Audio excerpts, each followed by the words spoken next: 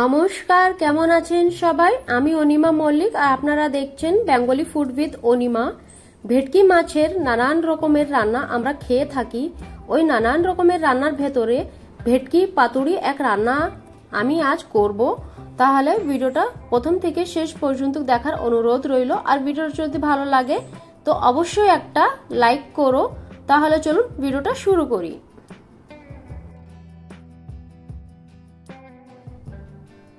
এখানে আমি 3 পিস ভেটকি মাছ নিয়েছি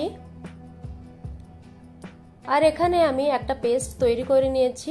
এর ভেতরে আছে সাদা সরষে, কালো সরষে, কাঁচা লঙ্কা দিয়ে একটা পেস্ট তৈরি করেছি। এখন মিক্স করে দিচ্ছি পরিমাণ মতন লবণ, হলুদ আর সরষের তেল।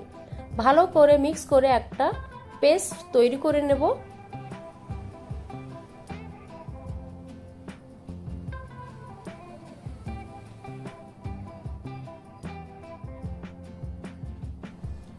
এখন আমি ভেটকি মাছের ভেতরে যে সরষে ও কাঁচা লঙ্কার একটা পেস্ট তৈরি করেছি ভালো করে মিক্স করে নেব। প্রতিটা মাছে এই সরষের মাখাটা মেখে নেব ভালো করে।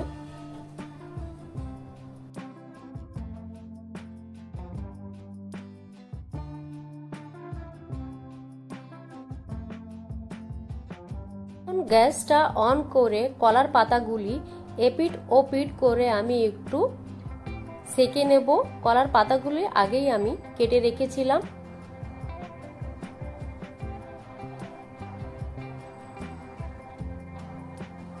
দেখুন কলার পাতা কি সুন্দর ফোল্ড হয়ে যাচ্ছে।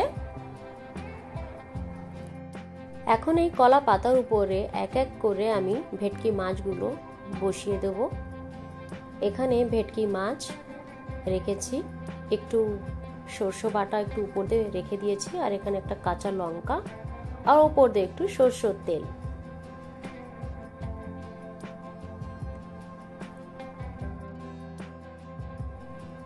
এখন খুব সাবধানে কলার পাতাগুলি ফোল্ড করে সুতোর মাধ্যমে এটাকে বেঁধে দিতে হবে।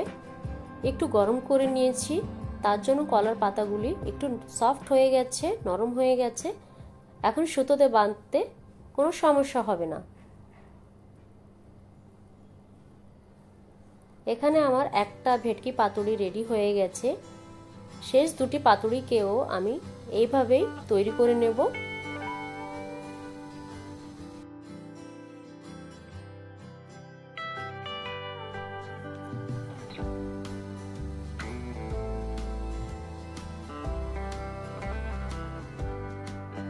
এখন গ্যাস অন করে একটা তাওয়া গ্যাসের উপরে রেখে হালকা সরষের তেল মেখে এক এক করে পাতুরিগুলো রেখে দেব।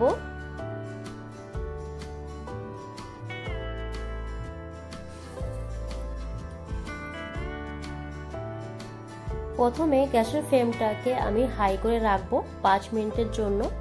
5 মিনিট পরে গ্যাসের ফ্লেমটা একদম স্লো করে ভেটকি পাতুরিগুলো আমি ভাজবো।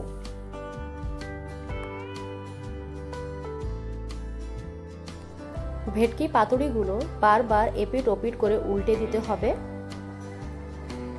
আর প্রয়োজন পড়লে মাঝে মাঝে সরষের তেলও অ্যাড করে দিতে হবে। পাতুরিগুলি সময় নেবে 25 থেকে 30 মিনিট।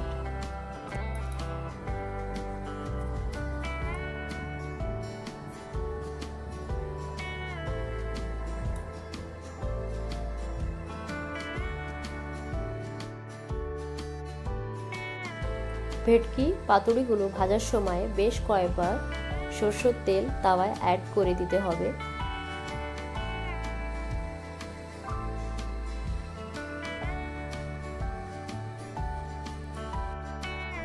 আর যখন কলার পাতাগুলি ঠিক এরকম ভাবে ফুলে উঠবে তার মানে আমাদের মাছ সেদ্ধ হয়ে গেছে।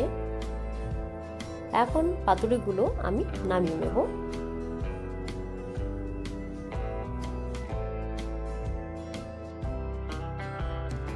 গরম গরম ভাতের সাথে পরিবেশন করুন ভেটকি পাতুরি আর এনজয় করুন।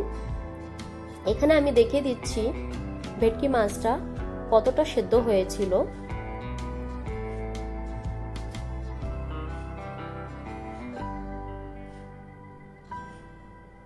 এখানে ভেটকি মাছটা যেরকম সেদ্ধও হয়েছিল, খেতেও তেমন স্বাদ হয়েছিল। ভেটকি পাতুড়ির এই রান্নাটা কেমন হয়েছে অবশ্যই আমাকে কমেন্টের মাধ্যমে জানিও।